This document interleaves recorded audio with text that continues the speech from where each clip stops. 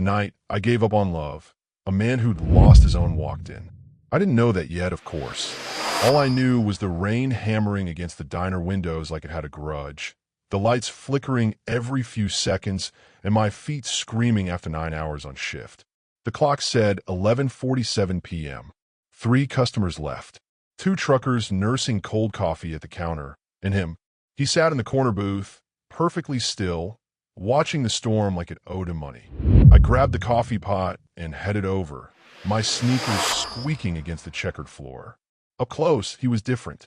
Not just handsome, though he was that too. It was the way he held himself, like he'd forgotten how to be comfortable anywhere. His suit probably cost more than my car. His watch definitely did. "Refill?" I asked. He looked up, dark eyes, tired but sharp, the kind that saw too much. "Please." I poured. He didn't look away. "Hell of a night to be out," I said, because silence felt heavier than it should. "Hell of a night to be working." "Fair point." I shrugged. Rent doesn't pay itself. The lights died completely. Just like that. 1 second, fluorescent buzz. The next, nothing but darkness and rain and the emergency exit sign glowing red in the corner. "Great," I muttered, pulling out my phone for the flashlight. This happens once a month. Generator's been broken since July. The truckers threw cash on the counter and left without a word. Smart. I would have done the same if I didn't need this job, which meant it was just me and the stranger now. He didn't move, didn't even flinch when lightning cracked so close the windows rattled. "You can go," I said. "I'll lock up once the register's reset. You're staying here alone?" "Done it before." He stood, tall, taller than I expected. He reached into his jacket, and my heart jumped for half a second before he pulled out his wallet. He dropped $200 bills on the table. "Your coffee was $6, I said. "Keep it." I stared at the money. That was groceries, gas, maybe even enough to fix the check engine light that had been mocking me for 3 weeks. "I can't. You look like someone who knows how to rebuild things." The way he said it, not pity, not charity, something else. Like he was talking to an equal, not a waitress in a dying diner at midnight. "Hi viewers, kindly tell us where you're watching from and what time it is. Warm welcome to the family. Enjoy the story." He walked toward the door, and I don't know why, but I followed. Maybe it was the money. Maybe it was the way he moved through the dark like he'd lived in it his whole life. "Wait," I called out. "I don't even know your name." He paused at the door, rain already soaking through as he pushed it open. "Silas." "Aloan," I offered back, though he hadn't asked. He nodded once. Then he was gone, swallowed by the storm and the night, and I was left standing there with $200 and a strange feeling in my chest that felt dangerously close to hope. I locked the door, counted the register by phone light, walked to my car through puddles that soaked through my cheap shoes. The whole drive home, I kept thinking about the way he'd looked at me. Not through me, at me. Like I mattered. I didn't know his last name. Didn't know where he came from or why he'd been sitting alone in a diner during a storm that had emptied half the city. But I knew one thing. I'd see him again.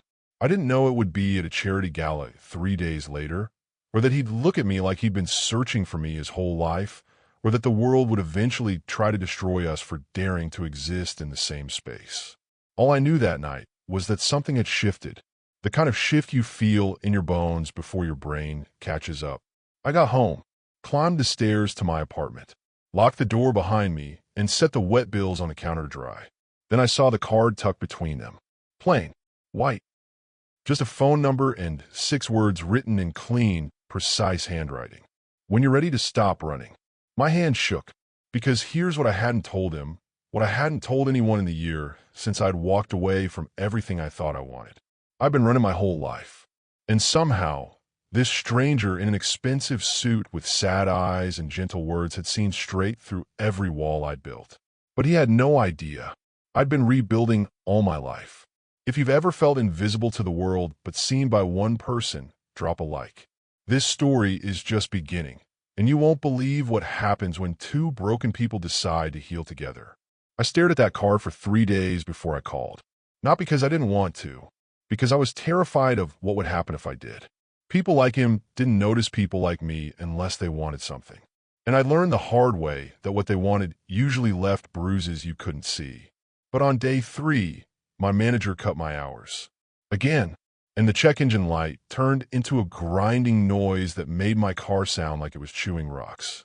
And I thought, what's the worst that could happen? I'd already survived the worst. So I called. He answered on the first ring. Aloan. Not a question. Like he'd been waiting. Like he knew it was me before I even spoke. How did you? I hoped it would be you. My throat went tight.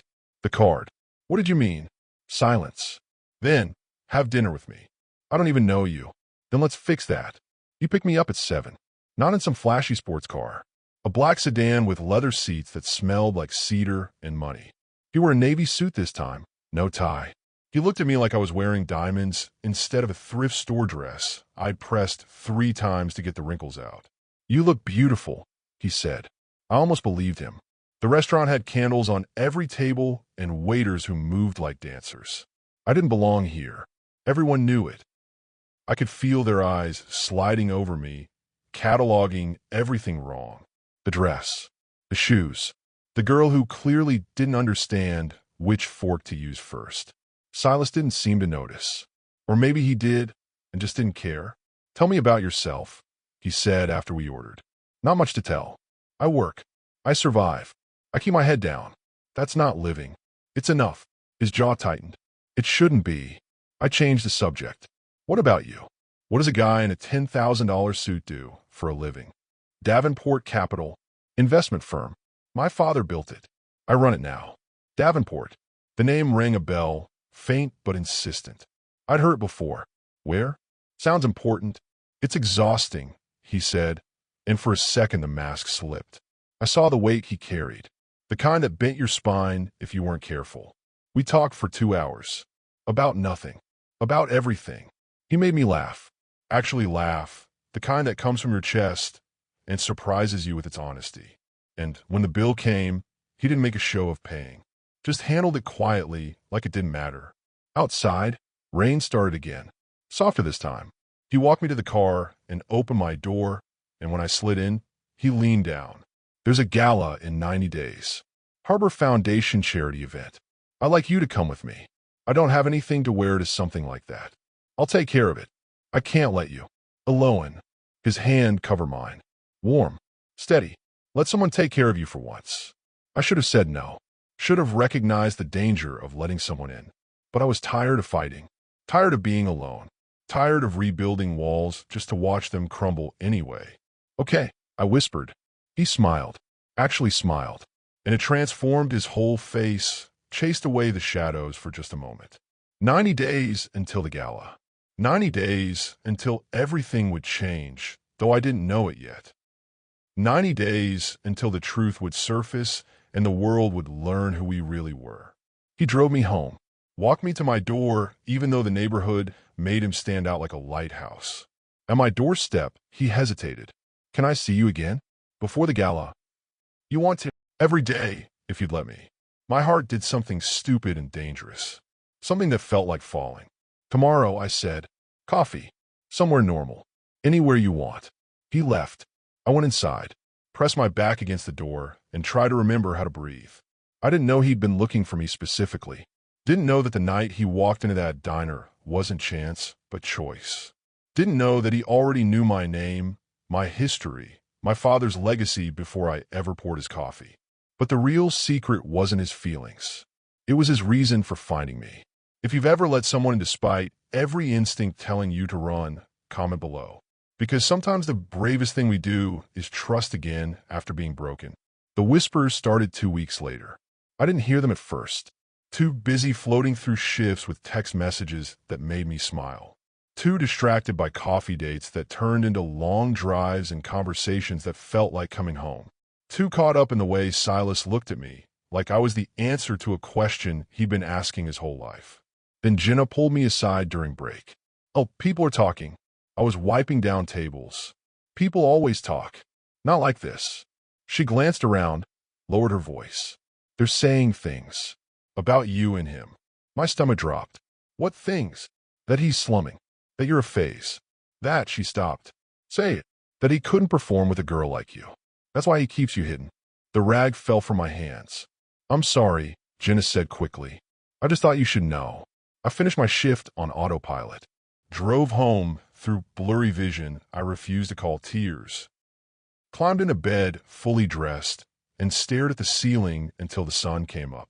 My phone buzzed. Silas. Lunch today? I turned it face down. He called. I didn't answer. He called again. And again. On the fifth try, I picked up. What's wrong? No hello. Just concern, immediate and sharp. Nothing. Alone. I am tired. Of what? Of being the girl people whisper about. Of being not enough. Of waiting for the other shoe to drop. Everything, I said instead. Silence stretched. Then, I'm coming over. Don't. He'd already hung up. 20 minutes later, someone knocked. I almost didn't answer. But he knocked again, softer this time, and something in that gentleness broke me. I opened the door. He looked worried. Actually worried. Hair, disheveled like he'd been running his hands through it. Tie loose. I searching my face for damage. Tell me what happened. People are talking. People always talk. About us. About how I'm not. I stopped. Shook my head. Never mind. About how you're not what? Good enough for you. Pretty enough. Rich enough. Enough. His jaw clenched. Who said that? Does it matter? They're right. Aren't they? I'm a waitress with a broke-down car and thrift store clothes. You're Silas Davenport. Eventually you're going to realize that I've never been more myself than when I'm with you. He stepped closer. That you see me, not my name or my money or the empire I'm supposed to maintain. That for the first time in years, I don't feel like I'm suffocating. I couldn't breathe. They said you couldn't perform. I whispered. That I'm not woman enough to...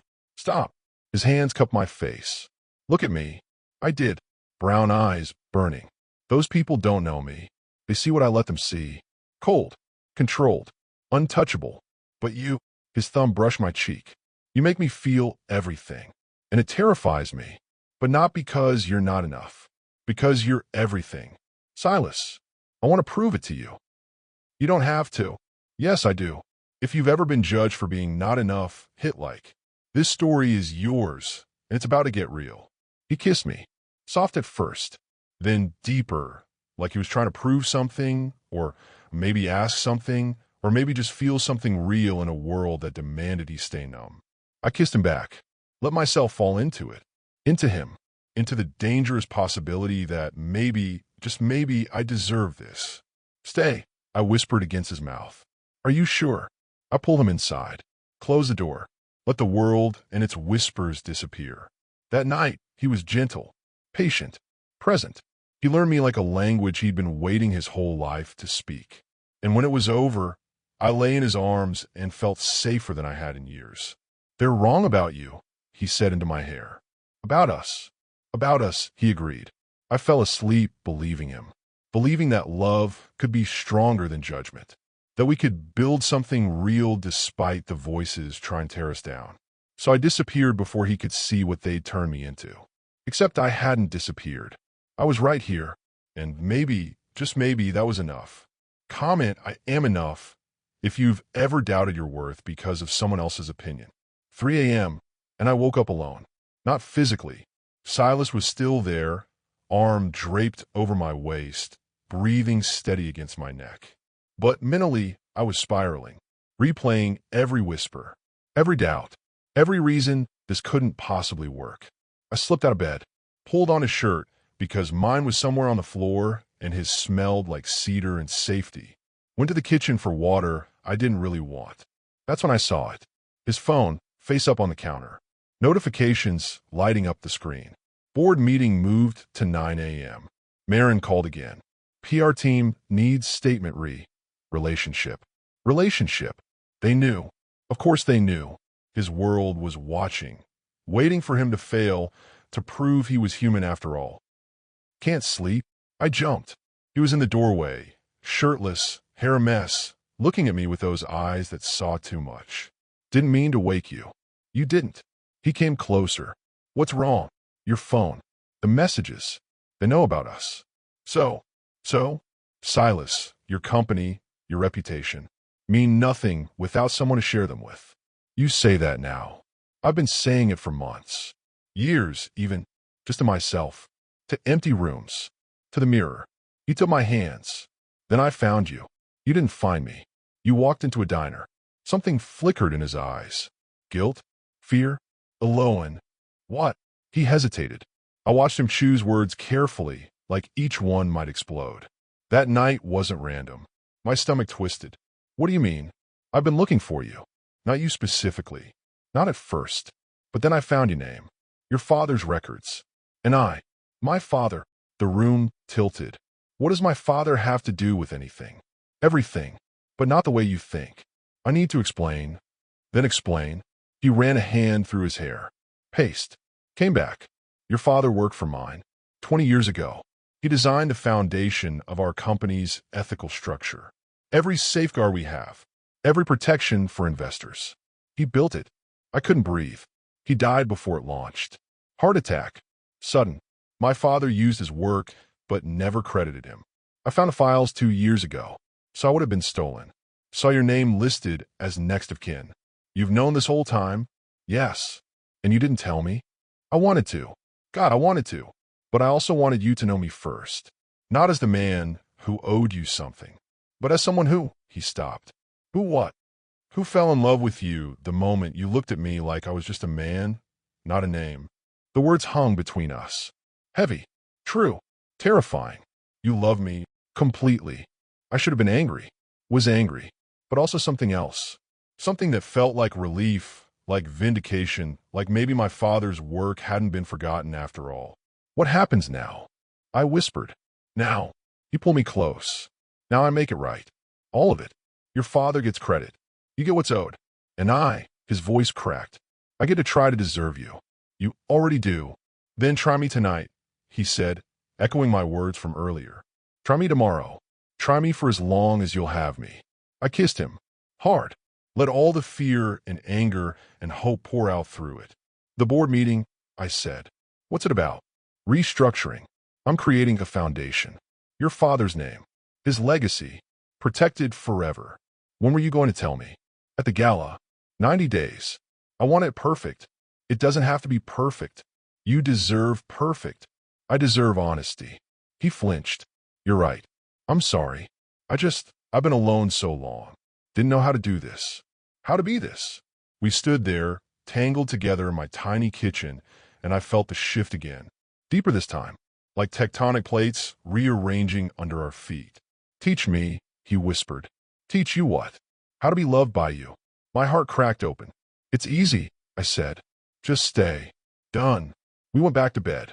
This time when I woke, he was watching me, memorizing me, holding me like I might disappear. I'm here, I said. So am I. For now, that was enough.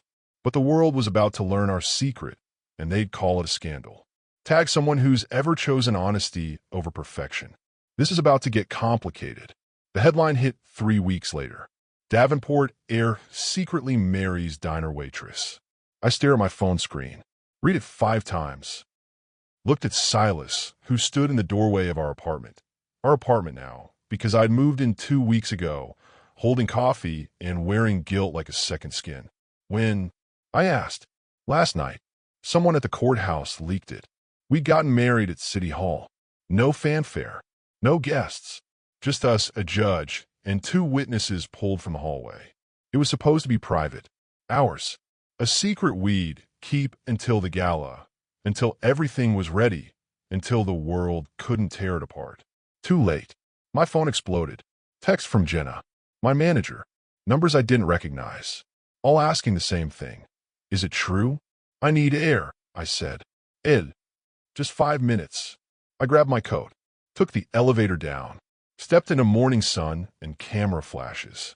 Mrs. Davenport, how does it feel? Did you trap him? What's the prenup look like? I froze.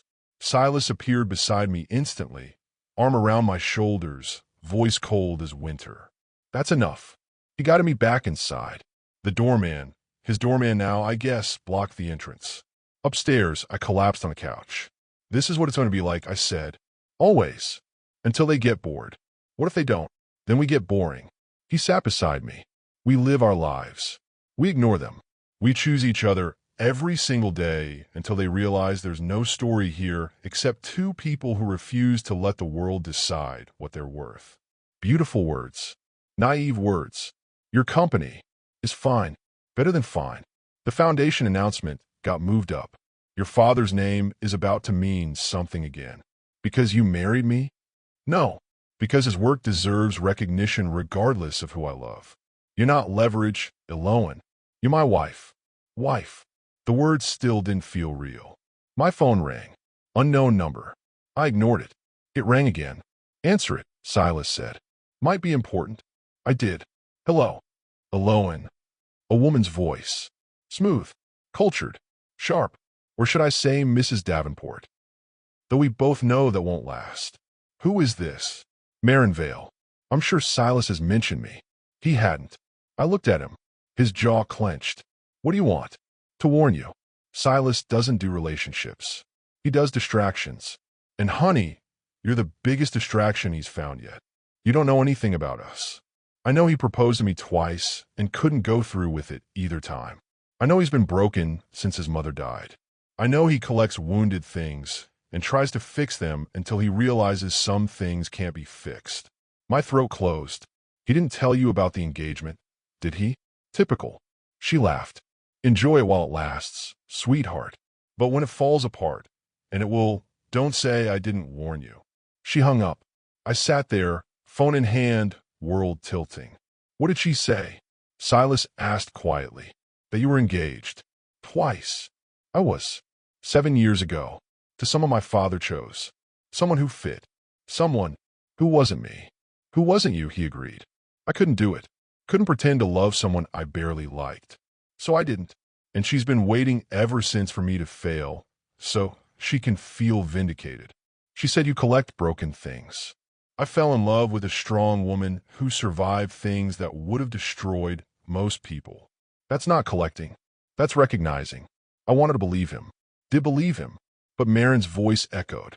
Some things can't be fixed. I'm not broken, I said. I know. Then why does everyone think I am? Because they can't imagine strength looking like vulnerability. They think power has to be loud. But you pull me close. You're quiet thunder. And it scares them. If you know what it's like to be underestimated, comment I rise quietly. Let them hear us. Outside, cameras still flashed. Inside, my phone still buzzed. But in his arms, wearing a silk robe I still wasn't used to, sitting in a penthouse that didn't feel like home yet, I made a choice. Let them talk. Let them whisper. Let them wait for me to fail. I've been failing upward my whole life. This would be no different. But silence, I'd learn, could be louder than scandal. Share this if you've ever been called a gold digger for daring to be loved by someone society thinks you don't deserve. She showed up at the penthouse 3 days later. I was alone. Silas had a board meeting that ran long, and I'd spent the afternoon trying to make this glass tower feel like home. It didn't. Everything was too clean, too perfect, too much like a museum where I was the only thing out of place. The doorman called up. Mrs. Davenport, you have a visitor. Mading Vadi. I should have said no. Should have told him to turn her away. But curiosity and something sharper, the need to face the woman who thought she knew my husband better than I did, made me stupid. Sent her up. She arrived in red. Blood red. Designer, everything. Heels that could double as weapons. Hair styled within an inch of its life. She looked at me in leggings and one of Silas's shirts and smiled like she'd already won. Darling, she said, breezing past me. Love what you've done with the place. Very minimalist. Or did you just not have time to decorate yet? I closed the door. What do you want, Marin? To talk. Woman to woman. She settled on the couch like she owned it. Maybe she had once. Can I get some tea? Or is hospitality not your thing? I stayed standing. You have 5 minutes. Direct. I like that. Silas always did prefer projects. She crossed her legs. Tell me, does he still have nightmares? Does he wake up screaming for his mother? Does he flinch when you touch him without warning? My stomach clenched. That's none of your business. It was my business for 4 years. I held him through those nightmares. I learned his triggers. I became an expert in handling broken men. She examined her nails. And then he threw it all away. For what? Independence? Freedom? You. Maybe he just wanted someone who loved him instead of managing him. Her eyes flashed. Love? Sweetheart, you don't even know him. You know the version he's showing you. The gentle one. the vulnerable one. But wait until the pressure builds. Wait until the board pushes back. Wait until maintaining his empire means choosing between you and everything he's built. He'd choose me. Would he? She stood, moved closer. His father spent 40 years building Davenport Capital. Silas spent another 10 maintaining it. That company is his blood, his legacy, his entire identity. And you think he'd throw it away for a girl he met 6 months ago? I think he'd choose happiness over obligation. How romantic. She laughed. Also naive, but I suppose that's part of your charm. The wide-eyed innocent who believes love conquers all. I walked to the door, opened it. Time's up. I'm not finished. Yes, you are. She stared at me. I stared back, and something shifted. She realized I wasn't intimidated, wasn't playing her game, wasn't going to crumble. He'll hurt you, she said quietly. Not intentionally, but he will, because broken people break things. And Silas Davenport is shattered in ways you can't even see yet. Then I'll love the broken pieces too. She walked past me, paused at the threshold. When it ends, and it will, don't come crying to me. I won't need to. I don't break that easy. She left. I closed the door, pressed my back against it, and tried to stop shaking. That's when Silas came home. Took one look at me and knew. She was here. Yes. What did she say? That you're broken. That you'll hurt me. That I'm naive. His jaw clenched. She's wrong. About which part? All of it. Except maybe the broken part. But here's what she doesn't understand. I moved toward him. We're all broken. Every single person walking around pretending they're whole. The difference is some of us admit it. Some of us find someone who looks at our shattered pieces and sees light coming through the cracks. He pulled me close, held on like I was the only solid thing in his world. I do have nightmares, he whispered, about my mother, about failing, about losing everything. I know, you do. You talk in your sleep sometimes. Call for her. I just hold you until you settle. Why didn't you say anything? Because everyone deserves to keep some pain private until they're ready to share it. He pulled back, looked at me with something like wonder. How are you real? I asked myself the same thing about you. If you've ever been told you're too broken to be loved, share this. Maren was wrong. So is anyone who ever made you believe that lie? We ordered takeout, ate on the floor because the dining table felt too formal. Talked until midnight about everything and nothing. About his mother who died when he was 17. About the weight of carrying a name that meant something to everyone except him. About the guilt of inheriting wealth while others struggled. And slowly I understood. He wasn't collecting broken things. He was recognizing his own reflection. We're healing, I said. Together, together. And that's when I realized. We weren't broken. We were healing. Comment healing together. If you believe the right person doesn't fix you, they grow with you. The folder appeared on the kitchen counter exactly 1 week before the gala. Brown, plain, my name written across it in Silas's handwriting. I've been making coffee, moving through the penthouse like I belonged there, finally starting to believe it might be true. I opened it. The first page was a photo.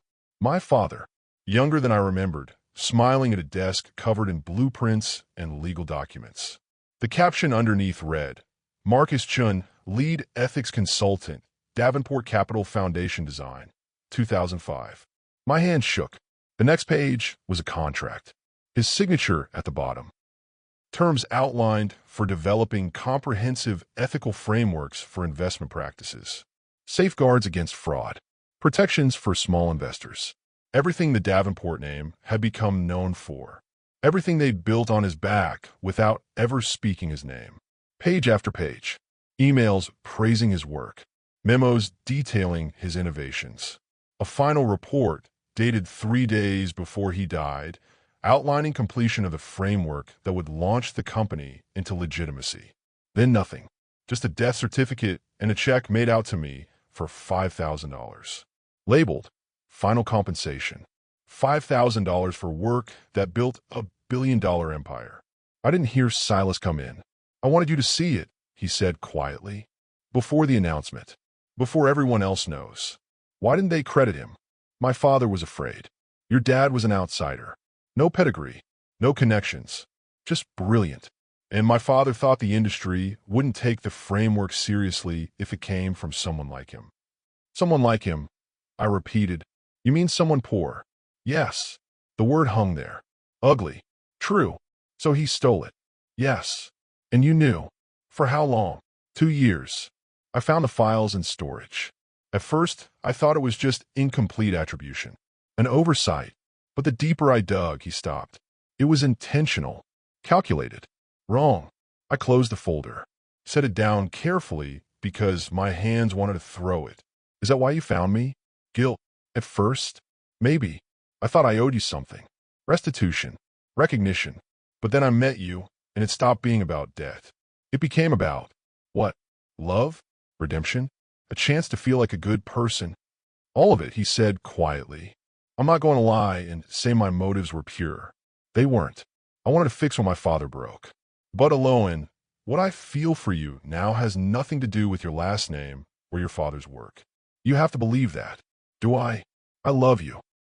Not because I owe you, because I can't imagine breathing without you now.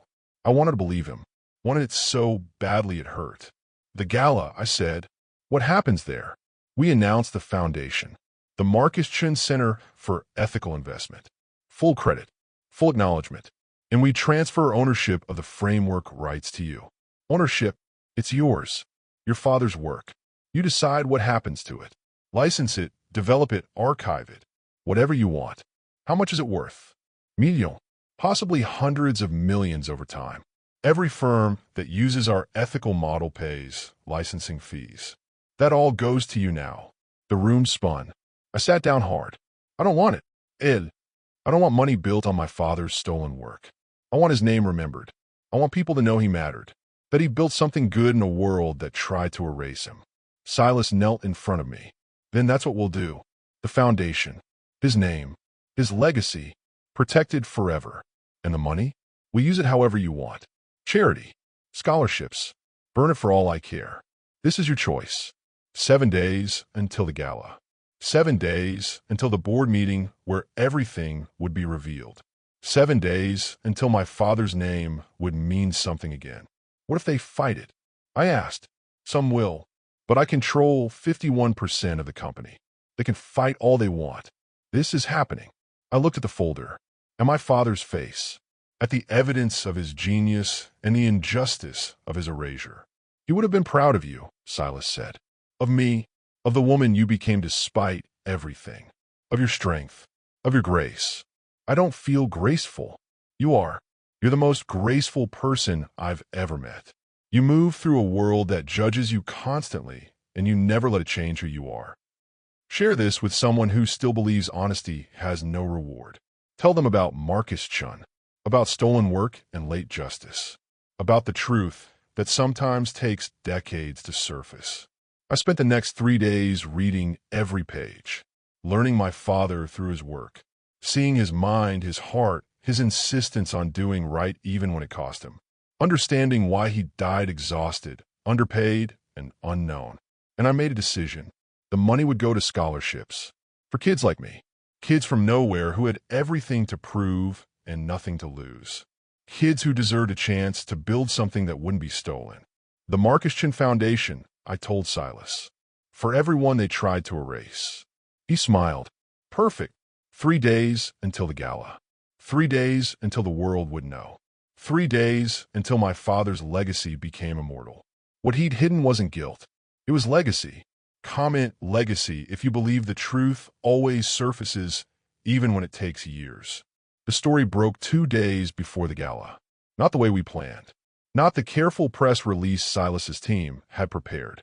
But raw, messy, and viral. Someone leaked the documents. Every page, every email, every piece of evidence showing how Marcus Chun built an empire that someone else claimed. My phone exploded at 6 a.m.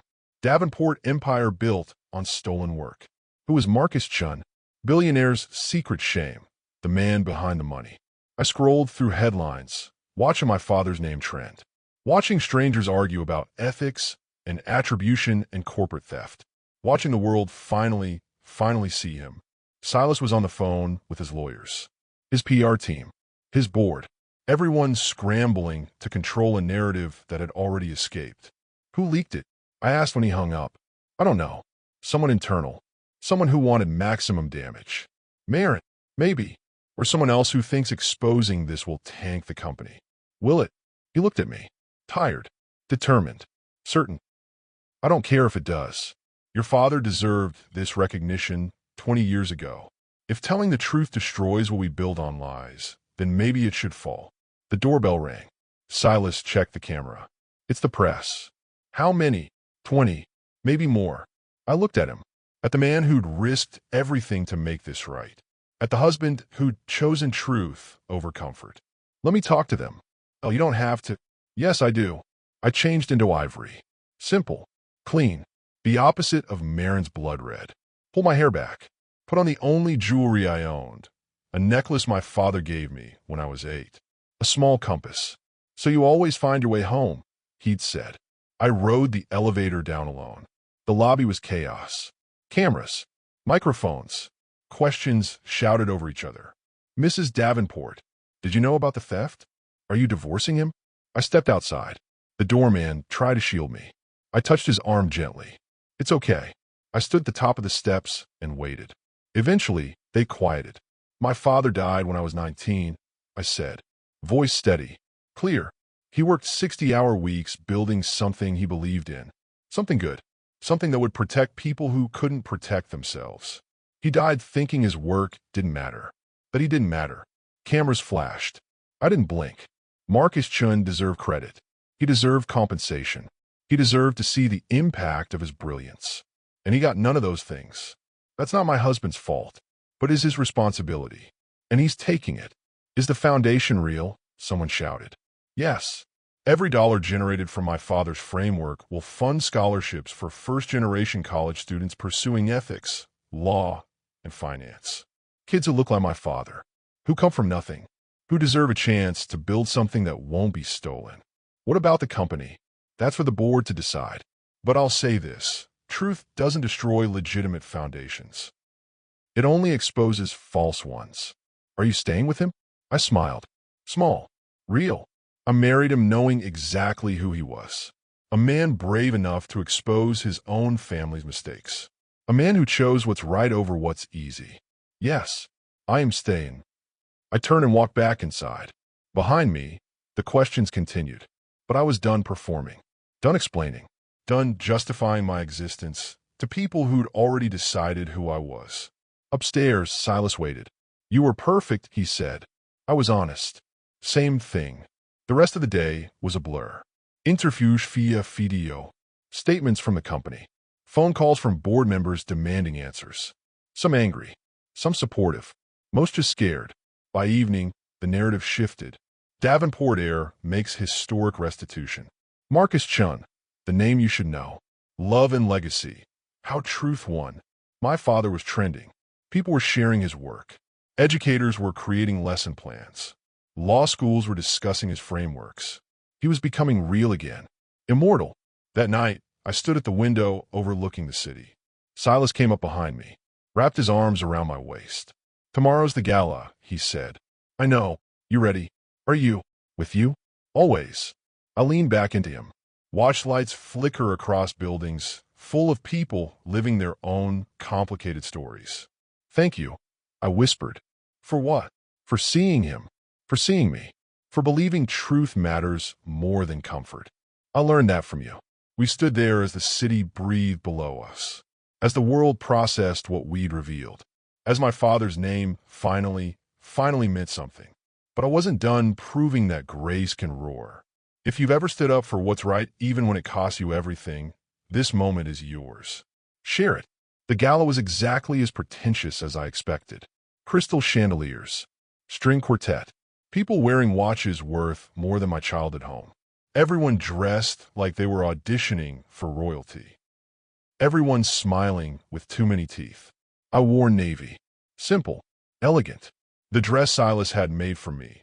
Tailored perfectly, expensive but understated. I looked like I belonged, even though we both knew I didn't. Ready? He asked in the car. No. Good. Neither am I. We walked in together. Cameras flashed. People stared. Whispers followed us like smoke. I felt every eye cataloging my dress, my shoes, my posture, judging whether the waitress could pull off playing princess. Let them look. I'd survived worse than their judgment. The Marcus Chin Center was being announced at 8. Until then, we mingled. Silas introduced me to board members, investors, people whose names I'd only seen in business articles. Most were polite. Some were warm. A few looked at me like I was a stain on expensive fabric. I smiled through all of it. At 7:45, Marin appeared. She wore black. Sharp. Severe. Her smile was a knife. Aloan, how domestic you look. Marin, how predictable you sound. Her eyes flashed. Enjoy your moment. This will all be over soon. You're right. Soon everyone will know the truth. Must be terrifying for people who've built careers on lies. Careful. You're still learning to swim in these waters. Would hate to see you drown. I'm not swimming. I'm standing. There's a difference. Silas appeared at my side. Marin, I thought we agreed you wouldn't be here. It's a charity event. I'm unforgettable. She looked between us. Besides, I wanted to see the train wreck up close. Then you'll be disappointed, I said. There's no wreck, just truth, and people brave enough to tell it. How very noble. She sipped champagne. Tell me, does the board know about your father's drinking? His debts? The reason he really died? My blood froze. That's enough, Silas said, voice dangerous. Is it? Or is it just getting started? Because I did some digging. And Marcus Chin wasn't the saint you're painting him as. He was a drunk who owed money all over town. Heart attack? Maybe. Or maybe something else. You're lying, I said. Am I? Ask around. Better yet, check the autopsy report. The one that mentions the alcohol content in his blood. The one that suggests. Stop. My voice cut through the ballroom. People turned. Stared. Marin smiled. Truth hurts, doesn't it? I stepped closer. Close enough to smell her perfume. Close enough to see the desperation in her eyes. My father worked himself to death, I said quietly. For people who never appreciated him. He drank sometimes. So what? That doesn't erase his brilliance. Doesn't erase what he built. And if you think revealing his struggles makes him less worthy, you don't understand humanity at all. Understand that perfection sells better than reality. Then sell perfection somewhere else. We're offering truth. If you've ever chosen peace over proving yourself, subscribe. This movement needs you. I walked away. Silas followed. Behind us, Marin stood alone, and for the first time, she looked small. 8 o'clock. The lights dimmed. A screen lowered. Silas took the stage. He spoke about legacy, about mistakes, about his father's choices and his own responsibility. He showed pictures of my father, his work, his impact, his name, and then he called me up. I climbed the steps on shaking legs, stood beside him under lights that felt like judgment and redemption all at once. Marcus Chan died believing his work didn't matter, Silas said. But his daughter, his brilliant, resilient daughter, proved him wrong. This foundation exists because she demanded truth, because she refused to let him be forgotten. The crowd applauded, some genuinely, some because it was expected. I didn't care which. My father taught me that doing right doesn't always mean getting recognized, I said into the microphone. Sometimes you build things that outlive you. Sometimes your reward is knowing you made the world slightly better. That's enough. More applause. The board chair approached, handed me a framed document. The Marcus Chan Center for Ethical Investment. Official. Billionaire. Funded. I held it. Felt its weight. Saw my father's name in gold lettering. Silas squeezed my hand. We descended together. People approached. Congratulated. Posed for photos.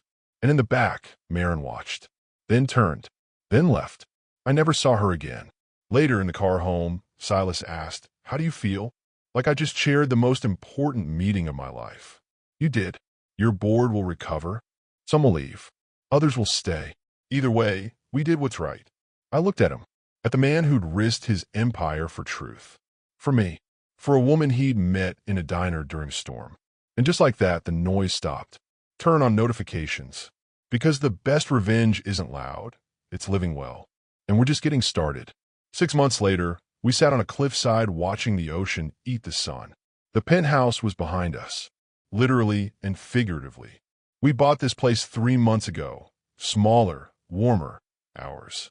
Wood and windows and the sound of waves instead of traffic. A home that felt like an exhale. Read it again, Silas said. I unfolded the letter. The 10th one this week.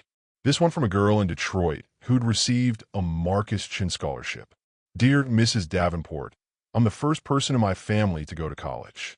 My parents clean office buildings. They work 70-hour weeks. They never complain, but they also never had a chance. Your father's foundation gave me that chance. I'm studying law. I want to build protections for people like my parents. People who work hard and get nothing. Thank you for not letting him be forgotten. Thank you for proving that people like us matter.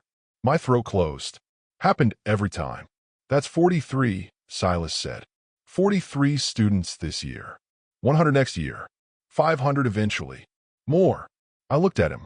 As many as needed. He pulled me close. I settled against him. The ocean stretching infinite before us. Do you miss it? I asked. The company. The power. No. Liar. Okay, sometimes. But then I remember what it cost. The performance. The pretending. The weight of carrying something built on lies. He kissed my temple. This is better. He still ran Davenport Capital, but differently, with a new board, new ethics, new transparency. Half the old guard had left. Good.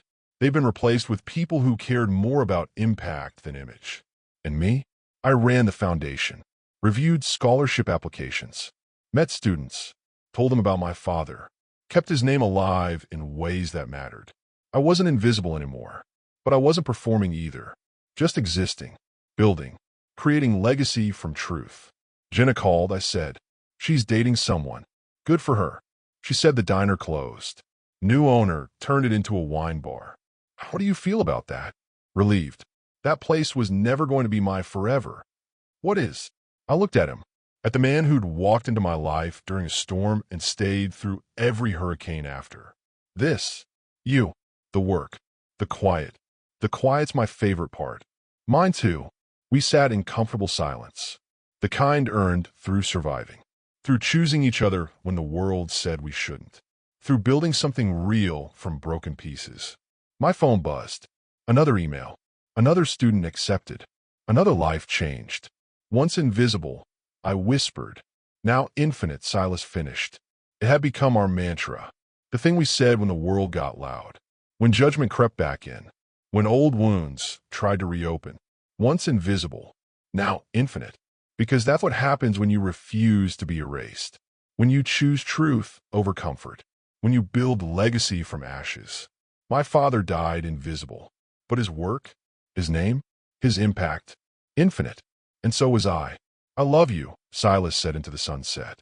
I know. Do you? Edo. Completely. Infinitely. He smiled. The real one. The one that chased shadows from his eyes.